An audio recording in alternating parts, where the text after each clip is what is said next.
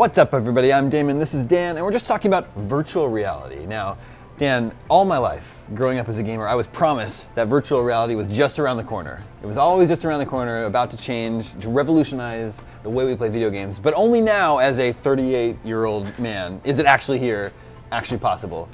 How did we finally get here today? Well, this thing, the Oculus Rift, the prototype was invented by Palmer Luckey in his garage in 2011.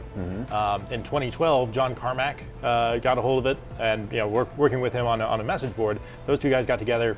They came up with a prototype that was literally duct taped together. So I tried that thing on the floor of E3 in 2012. Wow. And played Doom 3 with it. And it was very rudimentary, but right away you could pretty much see this is the future. Like this is incredible, like way beyond anything anyone had ever done with promises of VR, in our lifetimes. Yeah. Which was always terrible. And as a result of that, convincing people that this actually works is tough because everyone thinks VR is going to be terrible. Yeah. This is really good.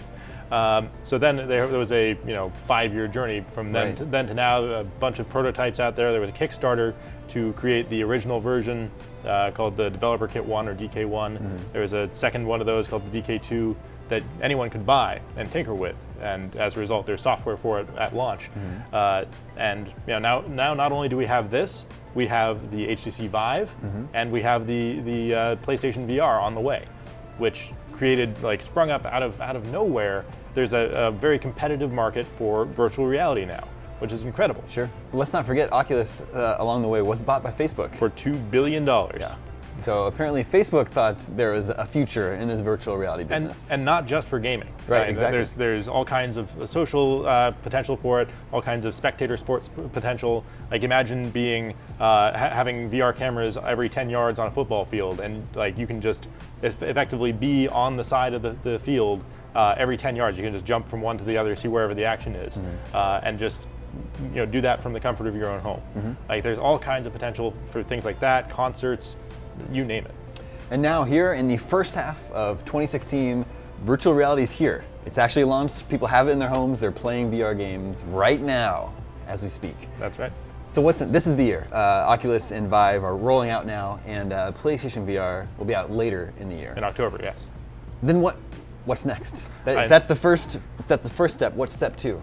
And the next generation of this hardware is probably a couple of years away. They say they don't want to iterate quite as fast as phones, but they still will be able to take advantage of new technologies. So the first thing we'll expect to see is, in addition to a lighter, more comfortable headset, these are pretty light, around a pound and a half, but still not as comfortable as sunglasses or something like that. So we'll expect to see that, and we'll expect to see increased resolution. These guys are still higher than 1080p. It's I forget the exact resolution, but it's higher than 1080p. There are 2 screens in there, one for each eye. But it's got to render everything twice.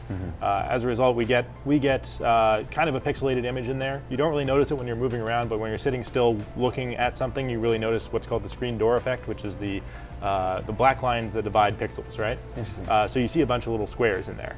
But as you're moving around, that becomes, it kind of blurs and you don't see it. And it's much more immersive. But what we're hoping for in the next generation of this is 4K per eye screens. So you'd have very high resolution and you would have much reduced screen door effect for just a much better quality image. And of course, one of the advantages of PlayStation VR is that it doesn't require a high-end PC like the others do, just a PS4. Well, thanks, Dan. Wherever virtual reality may take us next, you can follow it here at IGN.